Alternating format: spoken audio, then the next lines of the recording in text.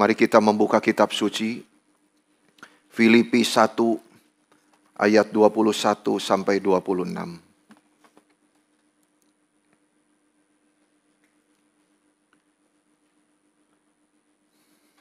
Filipi 1 ayat 21 sampai 26. Saya akan membacakan untuk Bapak Ibu semua.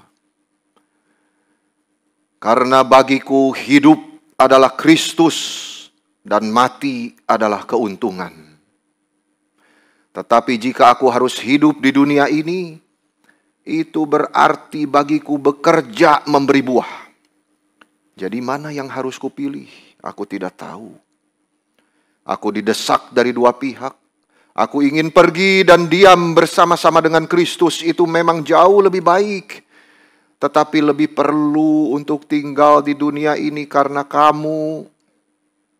Dan dalam keyakinan itu tahulah aku akan tinggal dan akan bersama-sama lagi dengan kamu sekalian, supaya kamu makin maju dan bersukacita dalam iman, sehingga kemegahanmu dalam Kristus Yesus makin bertambah karena aku, apabila aku kembali kepadamu. Sekali lagi saudara-saudara, karena bagiku hidup adalah Kristus dan mati adalah keuntungan. Tetapi jika aku harus hidup di dunia ini, itu berarti bagiku bekerja memberi buah. Jadi mana yang harus kupilih aku tidak tahu. Aku didesak dari dua pihak. Aku ingin pergi dan diam bersama-sama dengan Kristus, itu memang jauh lebih baik. Tetapi lebih perlu untuk tinggal di dunia ini karena kamu. Dan dalam keyakinan itu tahulah aku akan tinggal dan akan bersama-sama lagi dengan kamu sekalian, supaya kamu makin maju dan bersukacita dalam iman, sehingga kemegahanmu dalam Kristus Yesus makin bertambah karena aku, apabila aku kembali kepada kamu. Saudara-saudara, hidup dan mati adalah sesuatu topik pembicaraan yang sangat mengundang perhatian orang. Dua hal di dalam hidup yang paling ramai dibicarakan: pernikahan dan kematian. Yang satu dipersatukan, yang satu dipisahkan. Saya merasa orang-orang yang senang merenungkan soal kematian itu adalah orang yang berbijaksana. Karena kitab suci berkata, saudara-saudara, orang bijak itu minta Tuhan ajar dia untuk menghitung hari-harinya sedemikian. Hari-hari terus. Hari-hari menuju kematian dia. Supaya apa? Supaya kita beroleh hati yang bijaksana. Dan hanya agama Kristen yang bicara soal hidup dan mati. Tidak ada ajaran atau agama yang bicara ini lebih detail dan menyeluruh daripada kekristenan. Kitab suci bukan bicara seperti filsafat dunia, baik, jahat, benar, salah, tapi hidup, mati. Kitab suci dengan tegas bicara, hidup adalah Kristus dan mati adalah keuntungan. Itu sebabnya saudara-saudara, hidup dan mati berhubungan dengan Kristus. Pencipta hidup, pemilik hidup, dan penyempurna hidup. Banyak orang di dunia ingin hidup, tapi tidak mau Kristus. Banyak Kristen juga ingin hidup enak, tidak mau menderita seperti Kristus. Apa artinya Kristen tanpa Kristus? Tidak ada artinya, saudara-saudara. Paulus menekankan di dalam suratnya kepada jemaat Filipi, bagiku hidup adalah Kristus dan mati adalah keuntungan. Saudara-saudara, kita sering hafal dan menjadikan kata ini sebagai satu kali kata mutiara di dalam hidup kita. Tetapi berapa jauh kita sungguh-sungguh memahami arti kalimat ini.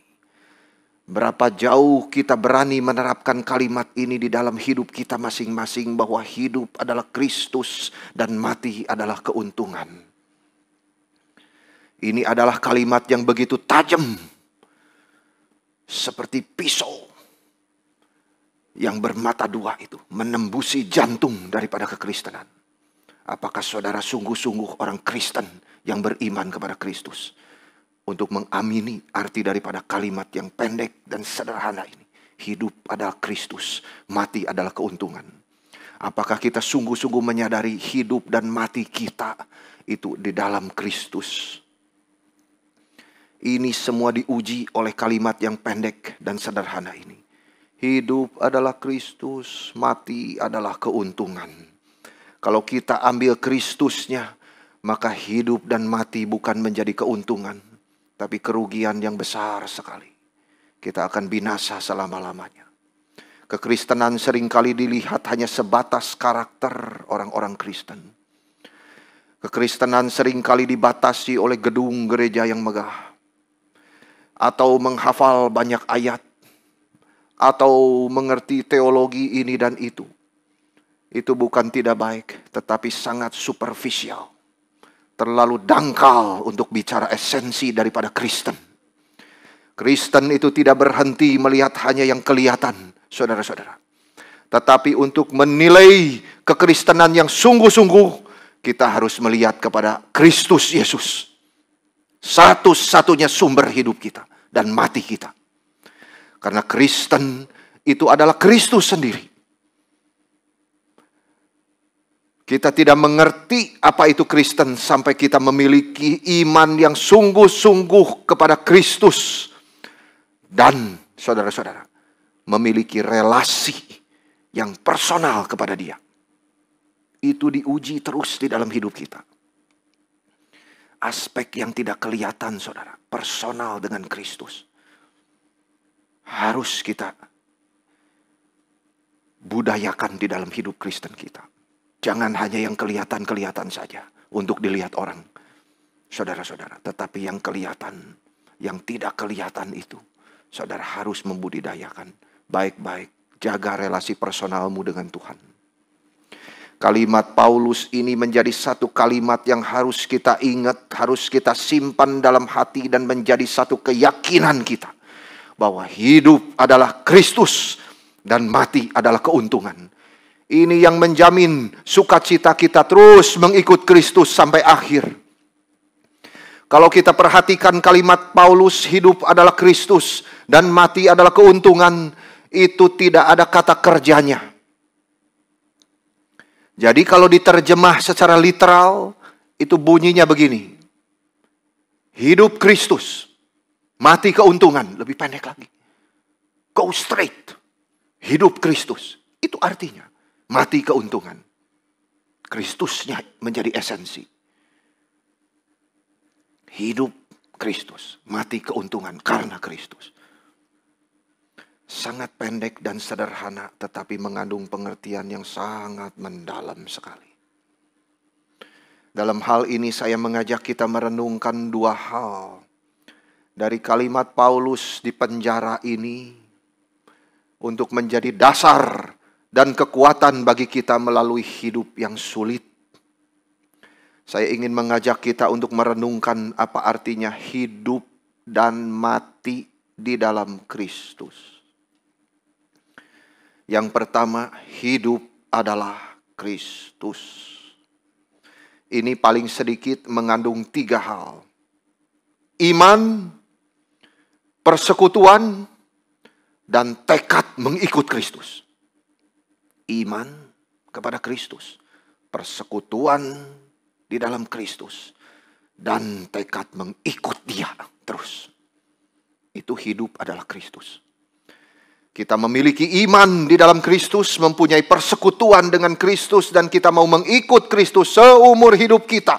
Senang dan susah terus ikut Dia. Mari kita lihat satu persatu. Iman di dalam Kristus. Hidup adalah Kristus, berarti kita beriman hanya kepada Kristus. Hanya kepada Dia. Tidak perlu ditambah-tambah yang lain. Berarti kita tidak bisa berbuat apapun untuk menyelamatkan diri kita sendiri. Semua usaha yang kita kerjakan untuk diterima oleh Allah pasti gagal. Kita layak mendapatkan neraka daripada surga. Hanya Kristus menyediakan keselamatan bagi kita dengan mati menggantikan kita. Hidup adalah Kristus, berarti menerima Yesus sebagai juru selamat dan Tuhan bagi hidup kita masing-masing. Waktu Paulus bicara hidup adalah Kristus kepada jemaatnya di Filipi, ini ada kaitan yang erat dengan surat dia kepada Galatia. Pasal 2 ayat 20. Aku hidup, tetapi bukan lagi aku sendiri yang hidup, melainkan Kristus yang hidup di dalam aku. Dan hidupku yang kuhidupi sekarang di dalam daging adalah hidup oleh iman di dalam Anak Allah yang telah mengasihi aku dan menyerahkan dirinya untuk aku. Dua kalimat ini jikalau digabungkan menjadi satu ekspresi yang luar biasa di dalam hidup dan pelayanan Paulus. Hidup adalah Kristus, iya. Karena bukan lagi aku sendiri yang hidup, tapi Kristus yang hidup di dalam aku. Waduh, semua pelayanan dia, kesukaran dia, kesaksian dia untuk meninggikan Kristus. Tidak ada yang lain, saudara-saudara. Dan yang kuhidupi itu sekarang di dalam daging adalah hidup oleh iman di dalam Kristus Yesus itu, yang telah mengasihi aku dan mati menggantikan aku. Saudara-saudara, ini sesuatu yang sungguh-sungguh hidup yang fokus kepada Kristus. Tidak ada yang lain. Dia mengerjakan semua untuk Kristus supaya dilihat di dalam dirinya. Kalau kita lihat sejarah surat Galatia, saudara-saudara, di mana Paulus tadi menuliskan itu. Galatia itu jemaat awal yang Paulus dirikan. Mereka dekat dengan hatinya Paulus. Saat Paulus melakukan perjalanan ke Galatia, ke tempat yang sekarang adalah Turki, dia mengalami kesulitan karena mengabar Injil. Saudara-saudara, di sepanjang sejarah kita melihat setan selalu berusaha mengacau pengertian yang benar tentang iman Kristen. Setan memakai orang-orang yang tidak percaya untuk menggeser pengertian yang benar tentang iman. Di dalam pelayanan Paulus untuk mendirikan gereja-gereja, termasuk di Galatia, di Filipi, dan di tempat yang lain, banyak orang-orang yang tidak percaya datang dan terus mengganggu pelayanan dia. Mereka mencoba untuk mengambil keuntungan daripada pelayanan Paulus. Memfitnah Paulus, menyusahkan Paulus. Mereka menyelewengkan pengajaran tentang iman. Dan mengajarkan bahwa keselamatan itu bergantung kepada kebaikan manusia. Mereka mempengaruhi orang-orang Kristen Galatia di dalam tradisi Yahudi. Bahkan mereka meragukan kerasulan Paulus. Mereka mengajar tidak cukup punya iman di dalam Kristus untuk diselamatkan. Harus ditambah sunat, pemeliharaan hari-hari suci Yahudi. Waduh, saudara, Paulus sudah menanamkan ajaran yang benar menurut kitab suci. Diselamatkan hanya karena iman. Tidak, kamu harus jaga baik-baik itu. Hari-hari ada yang baik, ada yang jahat. Saudara, saya mau mengingatkan saudara. Di dalam iman kepada Kristus, saudara tidak boleh takut kepada hari-hari tertentu seolah-olah ada hari baik, ada hari buruk. Atau saudara percaya angka-angka tertentu baik atau buruk. Tuhan mencipta semua hari adalah baik adanya. Banyak orang Kristen ditipu oleh setan, saudara-saudara. Saya dulu ditakut-takuti. Oh, kalau mau pilih nomor telepon, jangan ada angka 4. Itu mati, saudara-saudara. Jangan 13, karena 1 tambah 3, itu 4 juga. Itu artinya mati. Jadi jumlahnya harus 8. Wah, hoki, saudara-saudara. Ini semua konsep yang berasal daripada tradisi. Yang tidak sesuai dengan ajaran kitab suci, saudara-saudara. Ini adalah ajaran yang turun-temurun yang dimaksud Paulus. Dongeng nenek-nenek tua itu.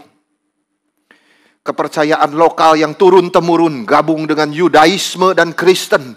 Banyak magic, ritual-ritual harus dilakukan. Karena apa? Tidak cukup hanya Kristus. Tambah lagi ini itu. pelihara hari-hari baik. Tidak cukup Kristus. Itu saudara.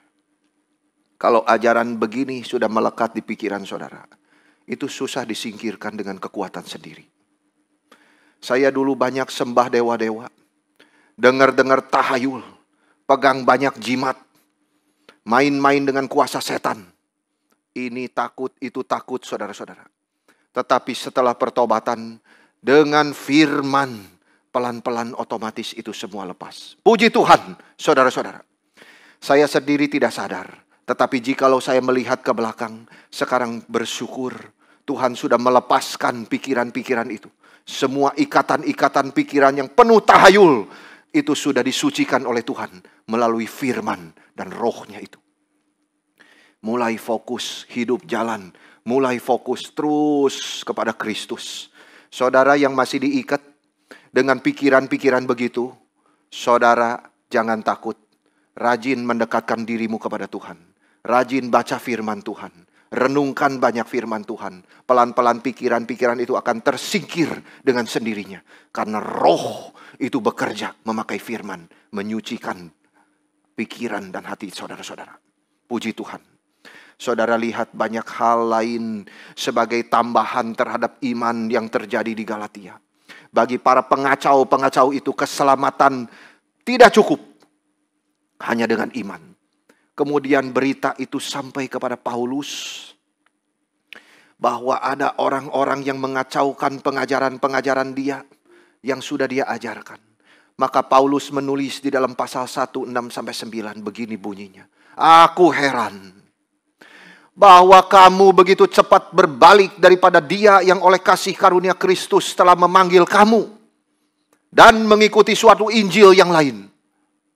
Injilnya beda saudara, ditambah-tambah dengan ini itu. Yang sebenarnya bukan Injil. Hanya ada orang yang mengacau kamu dan bermaksud untuk memutarbalikan Injil Kristus. Tapi sekalipun kami atau seorang malaikat dari surga yang memberitakan kepada kamu suatu Injil yang berbeda dengan Injil yang kami beritakan kepadamu, terkutuklah dia. Seperti yang telah kami katakan dahulu, sekarang kukatakan sekali lagi. Jikalau ada orang yang memberitakan kepadamu suatu Injil yang berbeda dengan apa yang telah kamu terima, terkutuklah dia. 2 kali Paulus bicara terkutuklah dia. Begitu seriusnya hal ini saudara-saudara. Bagi Paulus, keselamatan hanya melalui iman di dalam Kristus saja. Tidak perlu ditambah-tambah dengan yang lain. Tahayul-tahayul segala-gala saudara-saudara. Sunat segala macam. No. Hanya iman kepada Kristus dan dia mengungkapkan keyakinan ini dengan jelas. Saudara-saudara. Apakah saudara sungguh-sungguh percaya kepada Kristus untuk keselamatan saudara? Atau saudara harus perlu ditambah lagi dengan berbuat baik ini dan itu supaya diselamatkan? Saudara-saudara, sering kita fokus bukan kepada Yesus Kristus, tetapi kepada karakter kita sendiri. Kehebatan kita mengerti teologi-teologi, pengakuan iman, Tritunggal, Dwinatur, baptisan. Saudara-saudara, semua ini tidak menyelamatkan saudara. Only faith in Jesus Christ save you. Hanya iman kepada Kristus yang menyelamatkan saudara. Itu sebab kita tidak boleh berpikir dengan sering menolong orang miskin kita bisa masuk surga. No such thing. Karakter tidak bisa membawa manusia ke surga. Kita tidak perlu berusaha menolong Tuhan. Seolah-olah Tuhan kekurangan uang untuk menolong orang miskin. Kita tidak bisa memupuk jasa supaya Tuhan memperhitungkan itu. Lalu bawa kita ke surga. Singkirkan pikiran itu saudara. Kita berbuat baik karena kita cinta Tuhan. Bukan untuk kita diselamatkan masuk surga. No. Perbuatan baik itu adalah ekspresi dari iman kita. Bukan untuk menambah sesuatu kepada iman. Tidak ada itu saudara. Atau kita berpikir dengan banyaknya menghafal ayat-ayat. Saudara-saudara, lalu puasa dan doa bisa membawa kita ke surga. Tidak ada sama sekali. Semua hal ini tidak akan menyelamatkan saudara. Dan tidak memiliki nilai sama sekali di dalam memperdamaikan saudara dengan Tuhan. Kita harus menyadari satu hal. Seperti apa yang dikatakan oleh Nabi Yesaya. Kami sekalian najis. Maksudnya apa? Perbuatan baik apa yang kamu bisa kerjakan? Kamu mau memupuk jasamu supaya aku melihat dan membawamu ke surga. Singkirkan pikiran itu. Kami sekalian najis dan kesalehan kami seperti kain kotor. Jika kita menyadari hal kita ini, barulah kita mengerti bahwa yang menyelamatkan kita itu bukan perbuatan kita. Hanya iman di dalam Kristus. Jangan kita menambah jasa Kristus di kayu salib. Di kayu salib jasa Kristus sudah sempurna. Dia sudah mati untuk menebus kita. Percayalah kepada Dia. Kita harus membiarkan Tuhan membongkar hati kita. Sehingga kita sadar semua jasa kita itu seperti kain kotor. Itu sebabnya jasa perbuatan apapun yang mungkin kita kerjakan tidak mungkin memperkenan Tuhan. Saudara masih ingat tidak ayat yang berbicara, aku tidak berkenan kepada korban-korban persembelihanmu, tetapi jiwa yang hancur itu kuterima. Ini pengertian yang pertama, saudara, bahwa hidup adalah Kristus. Itu berarti beriman kepada Kristus. Dan hanya di dalam Kristus saja. Beriman di dalam Kristus. Berarti, saudara, itu adalah penghilangan daripada semua jasa kita. Iman kepada Dia. Hidup adalah Kristus. Fokus kepada Kristus. Iman kepada Dia saja. Lalu yang kedua, hidup adalah Kristus, saudara-saudara. Berarti persekutuan dengan Kristus. Nah ini. Setelah beriman kita harus jaga iman itu dengan persekutuan. Yang membuahkan pekerjaan yang baik. Yang membuahkan perbuatan dan karakter yang terus dirubahkan. Hidup Kristen kita adalah kepercayaan kepada Kristus. Itu dasarnya, saudara. Tetapi juga jangan lupa fellowship with Him. Persekutuan dengan Dia. Dan persekutuan dengan Dia itu harus dipupuk. Itu bukan pengetahuan saja. Itu harus dipupuk terus dari hari ke hari. Karena apa, saudara? Karena kita tidak boleh lupa bahwa Tuhan itu adalah pribadi. Dia pribadi yang bisa merasa. Yang punya hati. Yang bisa berespon kepada perbuatan-perbuatan kita. Dengan demikian persekutuan kita itu harus mengalami pertumbuhan. Persekutuan kita dengan Dia harus mengalami pertumbuhan. Di dalam 1 Yohanes 1 ayat 3. Kami memberitakan kepadamu apa yang telah kami lihat dan dengar. Supaya kamu juga bersekutu dengan kami. Dan persekutuan kami adalah persekutuan dengan Bapa dan dengan anaknya, Yesus Kristus. Jelas, saudara. Persekutuan itu. Supaya apa? Supaya sukacita kami menjadi sempurna. Jadi doktrin itu selalu mengarah kepada persekutuan yang erat dengan Kristus. Dan menuju kepada sesuatu kekayaan hidup Kristen. Yaitu apa, saudara? Sukacita. Sukacita terus. Yang tidak terganggu oleh keadaan di luar. Kita bisa bersedih. Tetapi hatinya terus bersukacita. Karena ada janji.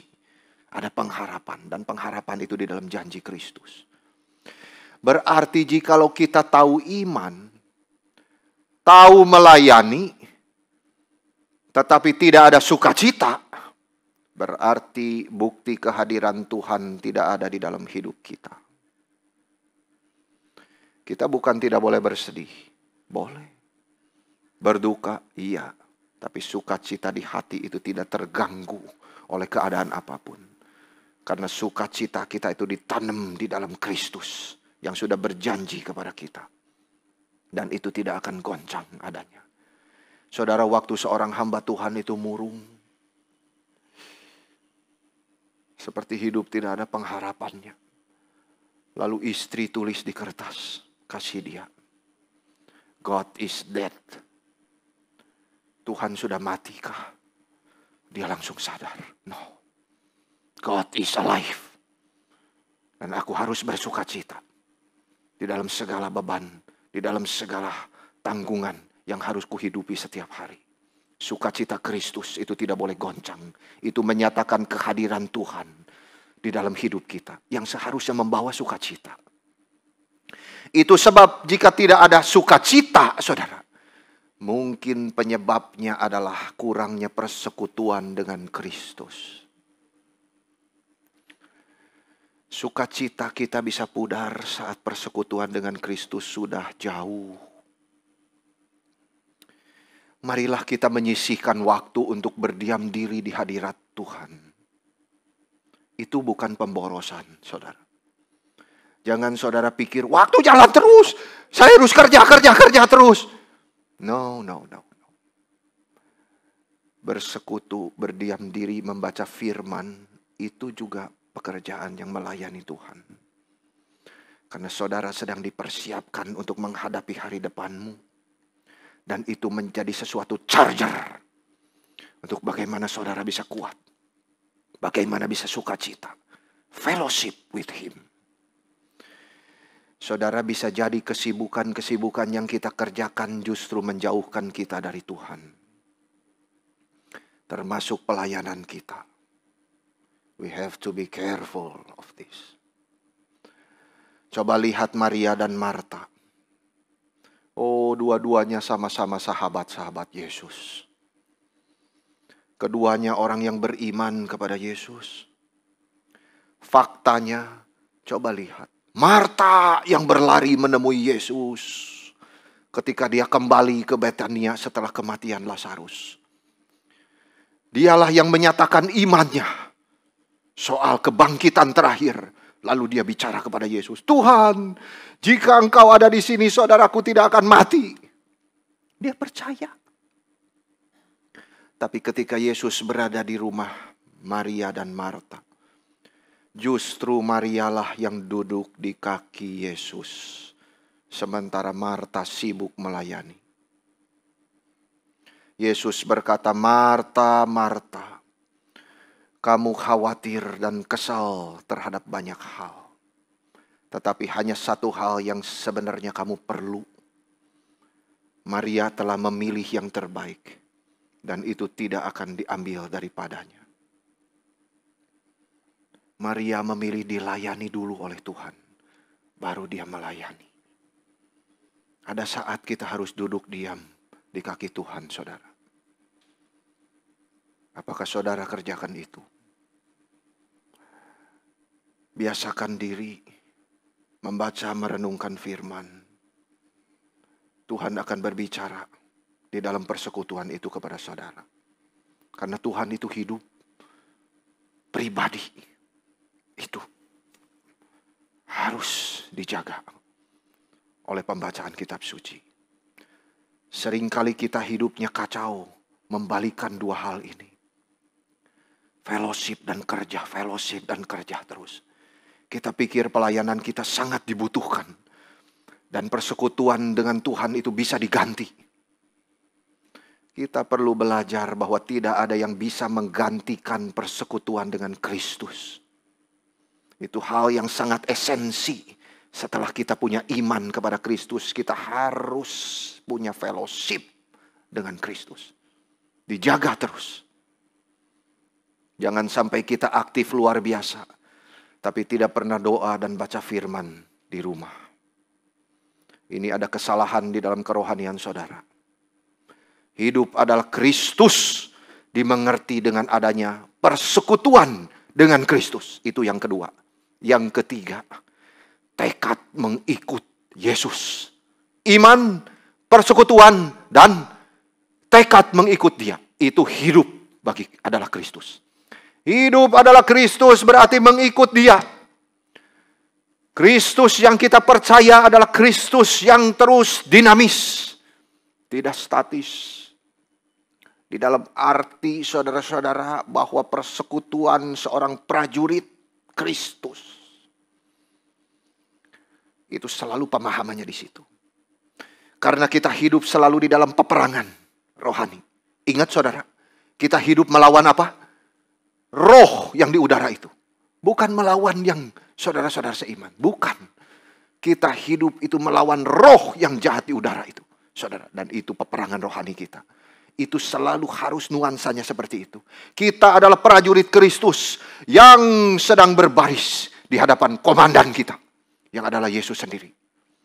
Panggilan Kristus selalu merupakan panggilan follow me. Ikutlah aku. Saudara-saudara, ini semua terjadi kepada murid-murid Yesus. Matius, penguasa muda yang kaya, orang banyak yang datang untuk mendengarkan dia.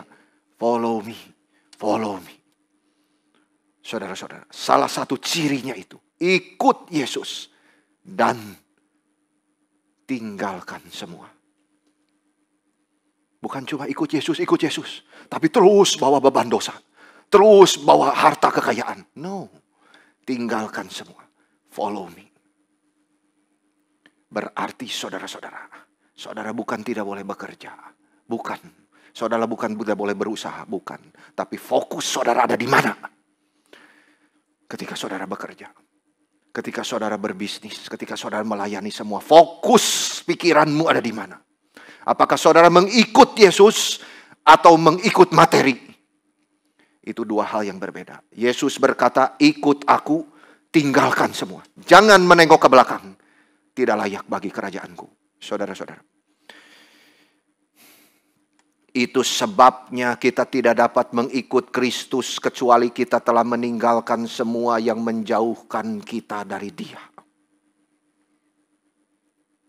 Petrus dan Andreas tinggalkan jalan mereka.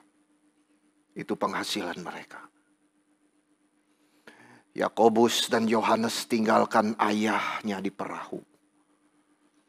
Matius tinggalkan meja uangnya. And follow Jesus. Kita harus meninggalkan dosa-dosa kita. Ambisi-ambisi pribadi kita yang penuh dosa. Selain itu kita harus terus melakukannya sepanjang kehidupan Kristen kita. Ini mengikut Kristus seumur hidup.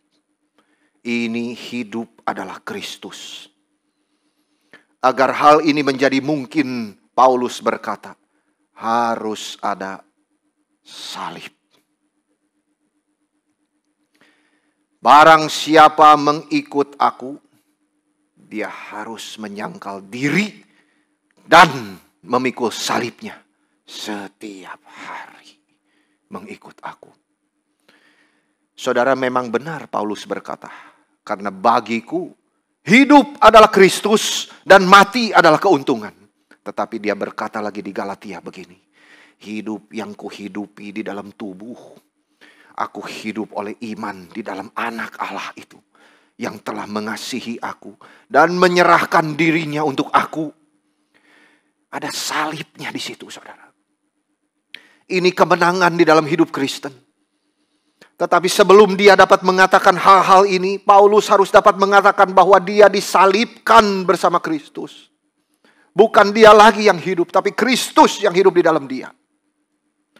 Aku telah disalibkan dengan Kristus, dan bukan aku lagi hidup, melainkan Kristus yang hidup di dalam aku. Itu harus ada pengorbanan, penyangkalan diri. Kekristenan bukanlah hal yang gampang, saudara-saudara. Ikut Yesus tidak gampang. Yesus berkata, barang siapa mau mengikut aku, dia harus sangkal diri dan pikul salibnya sendiri. Apa artinya, saudara? Kita mau hidup susah, mau hidup menderita. Demi apa? Demi ikut Yesus. Di dalam pelayanan Yesus, bukankah itu yang menjadi salah satu kebiasaan? Adalah apa, saudara? Yesus itu dinamis. Jalan-jalan terus. Mengabar Injil, kerajaan Allah sudah dekat, saudara. Pindah dari satu tempat ke tempat yang lain. Murid-murid di mana? Ikut dia di belakang. Ikut. Benar-benar murid itu ikut dia di belakangnya. Mana ada kepikiran jala? No. Matius, meja saya, saudara. Dia memimpin mereka benar-benar secara harafiah. Juga secara kiasan. 2 Dua-dua ini harus dimengerti. Dan mereka mengikuti kemana Yesus memimpin. Mereka menyertai Yesus. Bukankah ini arti daripada kebangunan, saudara? Kebangunan bukan nangis. Tetapi tidak ada pertobatan. No. Percuma, saudara. Kebangunan itu mengikut Kristus. Mengikuti langkah kaki dia. Kemanapun dia pergi. Dia stop, kita stop. Dia jalan, kita jalan. Itu kebangunan yang sejati. Itu artinya rohani kita peka. Kita tidak tidur. Tuhan bilang, bangun, bangun. Ikut, jalan. Tuhan bilang, silakan istirahat. Kamu harus bersekutu. Kamu harus membaca firman. Silakan berdiam. Saudara-saudara. Mengiring langkah Tuhan. Kemanapun dia pergi. Rohani kita bangun. Perjalanan Tuhan membawa kita. Ada kalanya ke tempat yang senang. Ada kalanya menyedihkan. Jalan ke tempat yang sulit. Terus berjalan. Sampai akhirnya berhenti di mana, saudara? Di salib. Mungkin ada saat kita yang ikut Yesus bisa kecewa. Sedih. Mengalami kepahitan. Heran. Sepertinya sia-sia mengikut Yesus. Tapi lihatlah, saudara. Kristus bukan hanya mati disalibkan, tetapi dia bangkit kembali. Saudara harus ingat itu. Kita bukan ikut-ikuti Via Dolorosa, lalu lihat Tuhan mati. No, dia bangkit, saudara-saudara. Itu Tuhan yang kita percaya. Dia bisa memberikan kita kekuatan karena dia sudah bangkit mengalahkan kematian itu. Saudara-saudara, ikut Yesus tidak pernah sia-sia. Hidup adalah Kristus, berarti beriman, bersekutu, dan mengikut Yesus. Sudahkah saudara sungguh-sungguh mengikut Yesus? Dan ini membawa kepada poin yang selanjutnya. Saya ingin mengajak kita untuk merenungkan bukan hanya hidup adalah Kristus, tetapi mati adalah keuntungan. Saudara-saudara, mari kita merenungkannya bersama-sama. Kematian itu adalah keuntungan. Paulus berkata mati adalah untung. Kita bisa merenungkan kematian ini di dalam Kristus. Sehingga kematian itu bisa menjadi keuntungan di dalam 3 hal. Yang pertama, itu bebas dari kejahatan. Saudara-saudara. Manfaat besar pertama dari kematian bagi orang Kristen adalah bahwa kematian membawa kebebasan yang permanen terhadap dosa, terhadap kejahatan. Kematian bagi orang yang belum diselamatkan itu sangat menakutkan. Saudara-saudara, jangan main-main terhadap hal ini. Orang yang mau mati di ranjang kematian tidak punya Yesus, mau pegang apa? Pegang siapa? Saudara-saudara, there is no one to follow. There is no one to hold. Tapi bagi orang Kristen, saudara, kita sadar, kita pegang tangan Yesus. Kita sadar kita pegang tangan pencipta kita. Saudara-saudara, itulah orang Kristen yang justru terus merindukan untuk dia dibebaskan daripada dosa. Daripada rasa sakit, daripada rasa cemas. Dan dia tahu hanya kematian bisa membawa kebebasan. Itu sebab kita melihat gambaran ini di dalam diri Paulus. Ayat 23. Dia ingin untuk pergi dan bersama-sama dengan Kristus. Kata Yunani yang diterjemahkan dengan kata bahasa Inggris di sini, pergi untuk diam bersama Kristus. Pergi itu berangkat. Itu adalah kata satu di mana kita mendapatkan kata analisis. Dan salah satu contoh yang paling jelas itu adalah di dalam pembongkaran kemah oleh tentara Romawi, saudara. Pergi ini. Yang memberikan sesuatu gagasan untuk meninggalkan sesuatu itu secara permanen. Tidak kelihatan lagi. tinggalkan. Di dalam operasi militer tentara Romawi, saudara-saudara, setiap kali sekelompok tentara-tentara Romawi itu mencapai akhir perjalanan yang sudah letih dan panjang itu, saudara, mereka dirikan kemah.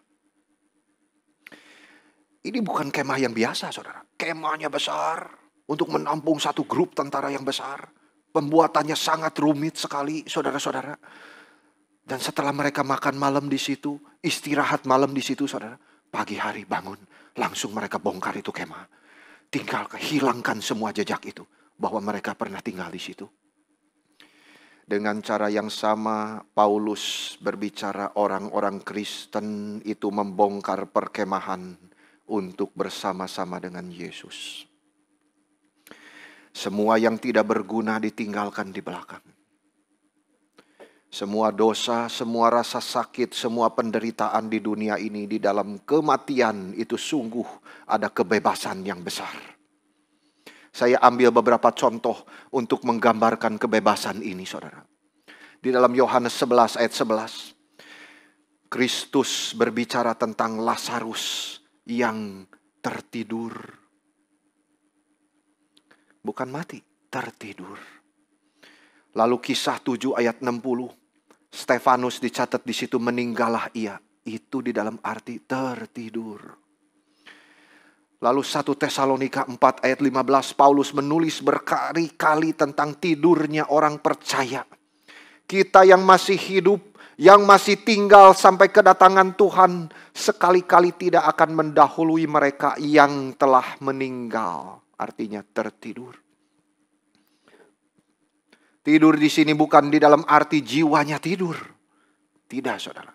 Itu kesalahan doktrinal yang mengajarkan bahwa orang percaya tidur di dalam keadaan tidak sadar antara saat kematian dan kebangkitan tubuh saat Yesus nanti datang kembali.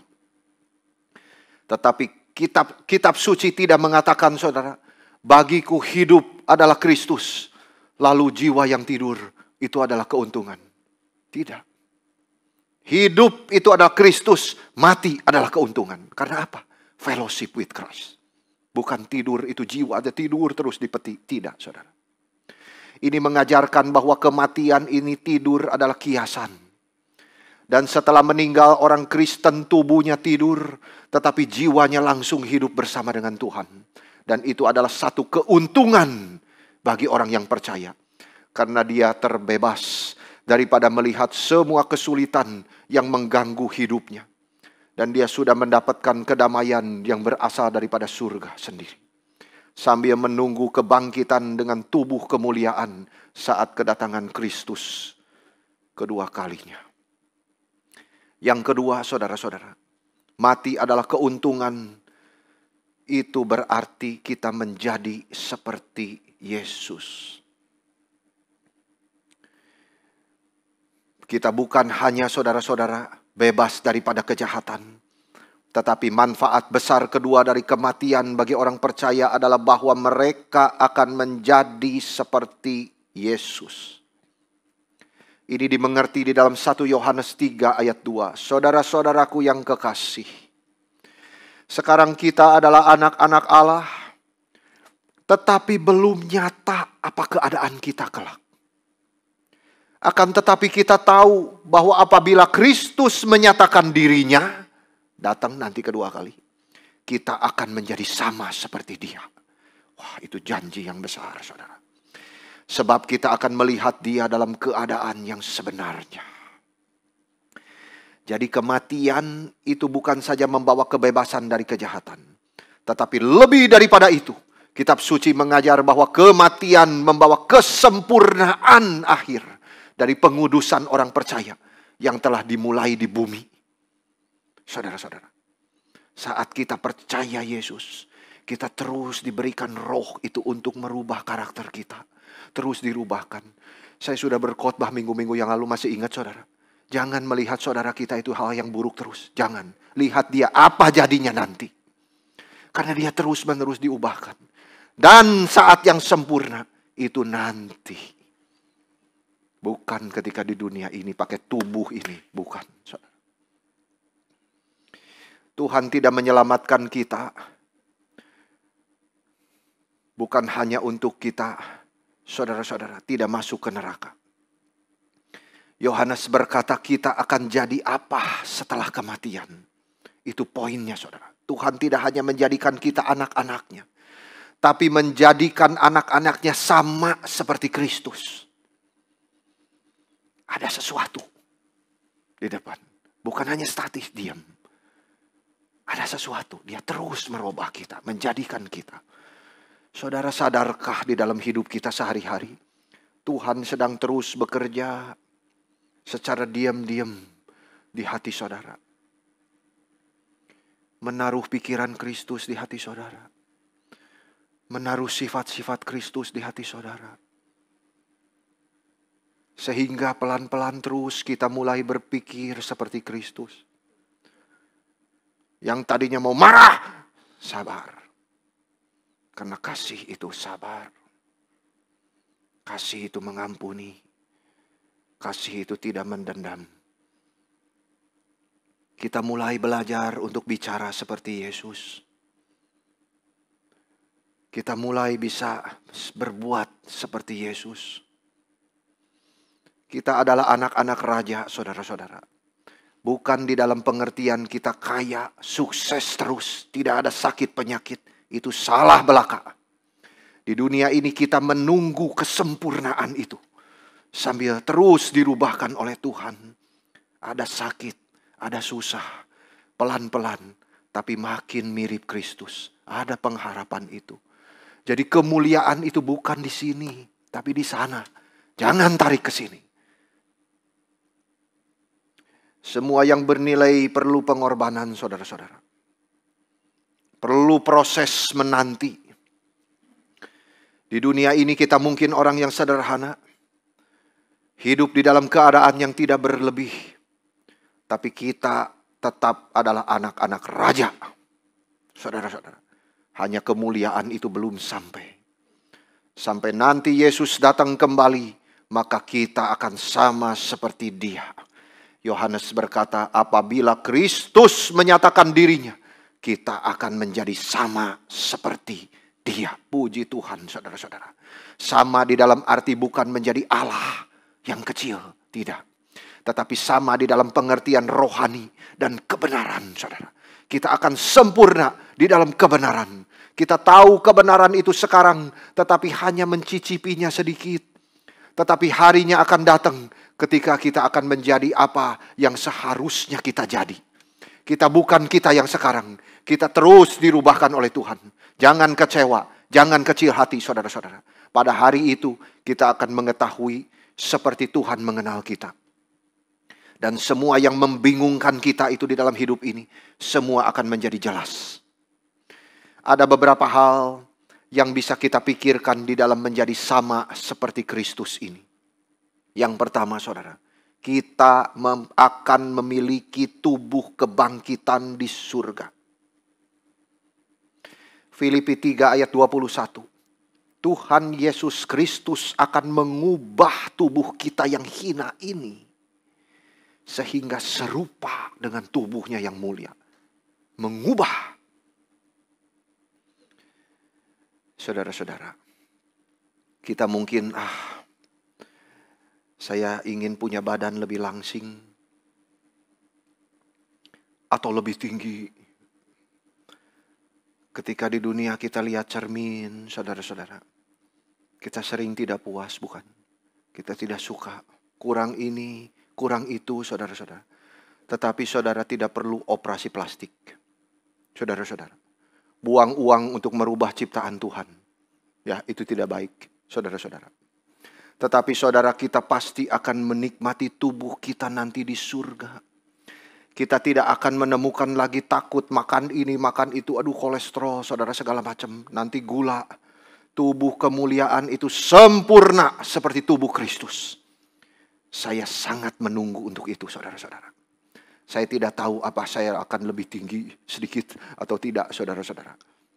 Yang kedua, bukan hanya tubuh kita yang akan diubahkan. Tetapi juga, saudara, kita akan disempurnakan di dalam karakter. Kita tidak mau pergi ke surga dengan tubuh kita yang sekarang ini, saudara. Karena tidak ada dosa di sana. Sangat kudus dan mulia adanya. Di dunia ini banyak dosa. Saudara, jikalau saudara tidak menyukai seseorang di dunia ini, jangan benci dia. Jangan kata-kata kasar keluar dari mulut saudara. Karena Tuhan akan menuntutnya daripada saudara. Tetapi kasihilah. Belajar melihat segala sesuatu di dalam terang ini. Bahwa nanti di surga kita semua akan dirubahkan. Saya dirubah, saudara dirubah, semua. Saudara-saudara. Saudara seiman yang kita tidak suka itu dirubah juga. Kita semua akan menjadi karakternya sama seperti Kristus. Kita akan bertemu dengan semua orang yang bicaranya seperti Yesus. Pikirnya seperti Yesus. Semua saudara karakternya seperti Yesus. Bahagianya di surga tidak terhitungkan, saudara-saudara. Itu sebabnya gereja pun bukan tempat yang sempurna. Itu sebab saudara mau cari gereja kemanapun saudara akan kecewa terus. Jikalau saudara hanya memfokuskan kepada karakter manusia. Saudara-saudara. Karena ternyata saudara menyadari yang tidak beres adalah relasimu dengan Tuhan. Saudara pasti tahu gereja itu tidak sempurna. Iya, saya tahu. Itu bicara saja kepada diri sendiri, saudara. Tahan kalimat itu untuk orang lain. Gereja tidak sempurna. Iya, karena saya ada di situ. Jikalau karakter kita seperti itu, saudara, maka gereja bisa bertumbuh dengan baik. Kita semua akan dirubahkan. Itu sebab jangan tuntut terus orang lain. Saudara-saudara. Tapi belajar tuntut diri. Terus berubah. Makin hari makin mirip Kristus. Sekarang memang kita belum sempurna. Kita semua tidak bisa ke surga dengan tubuh ini. Karena belum sempurna. Kita tidak cocok berada di sana, saudara. Nanti ketika kita sudah mati, Tuhan mengubah tubuh kita itu dengan tubuh kemuliaan. Dan kita akan berada di surga. Tuhan menyempurnakan kita. Yang ketiga, kita akan dipuaskan, saudara. Di dalam Mazmur 17 ayat 15 ada firman Tuhan yang indah begini. Dalam kebenaran akan kupandang wajahmu. Dan pada waktu bangun, aku akan menjadi puas dengan rupamu. Ketika kita bangun dari tidur kita akan bangun dengan kepuasan yang kekal. Bangun dari tidur dalam arti kiasan itu, saudara, maksudnya. Kita kecewa dengan kerohanian kita sekarang. Kita ingin bisa lebih cinta Tuhan. Kita ingin bisa melakukan pelayanan dengan lebih baik. Nanti di surga kita akan dipuaskan, saudara. Bayangkan di surga kita akan menjadi sama seperti Kristus yang tidak berdosa lagi. Lalu hal yang terakhir, saudara, adalah bersama-sama dengan Yesus. Kematian adalah keuntungan, bukan hanya bebas dari kejahatan. Saudara-saudara, bukan hanya saudara, menjadi seperti Yesus, tetapi juga adalah bersama-sama dengan Yesus. Manfaat terbesar dari kematian orang percaya adalah bahwa dia akan bersama dengan Yesus. Saudara, apa yang membuat surga itu menjadi surga? Bukan karena kotanya indah, atau jalannya emas, temboknya dari permata.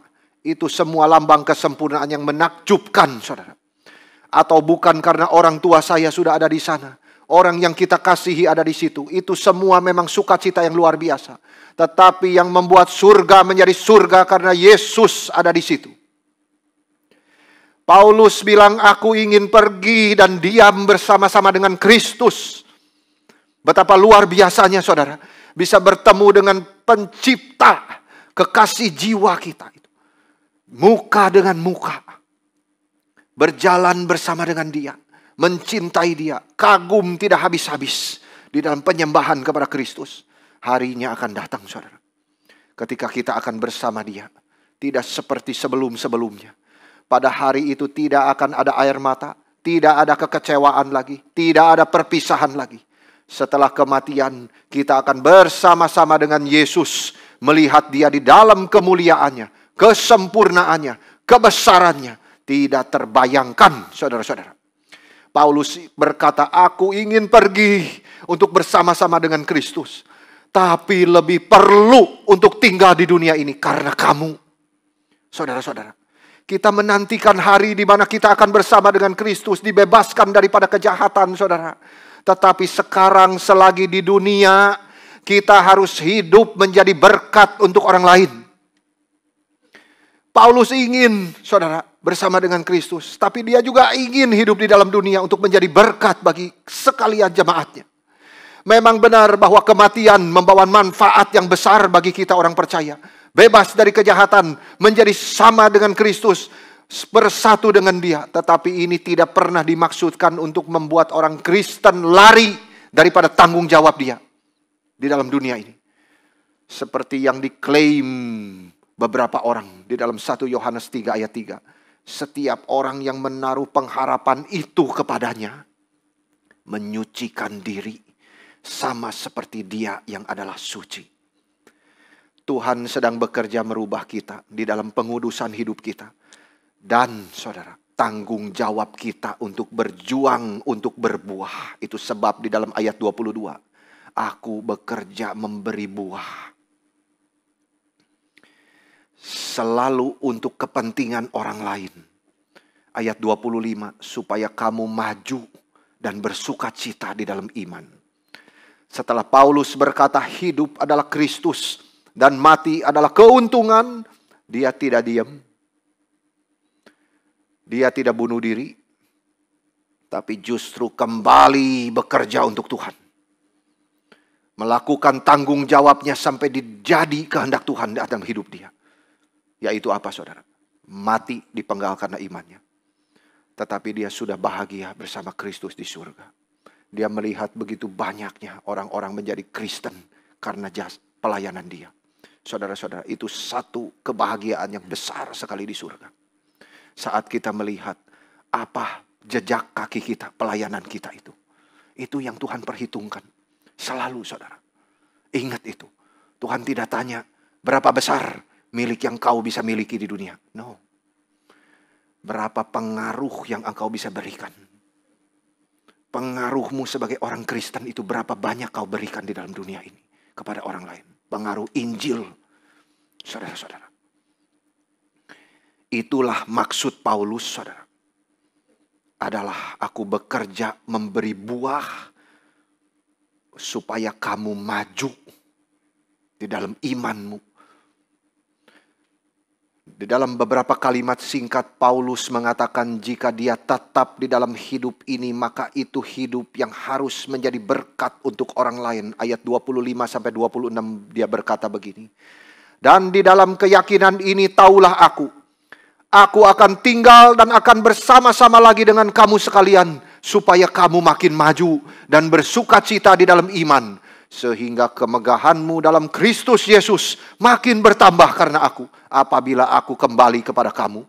Kita pun harus punya pikiran seperti Paulus. Kita harus mengangkat pikiran kita untuk merenungkan sukacita surga. Tapi di saat yang sama kita sadar. Kita masih punya tugas di dalam dunia. Melalui panggilan-panggilan di dalam hidup kita masing-masing. Untuk berbuah. Melalui pekerjaan kita menjadi berkat bagi orang lain yang membutuhkan kita.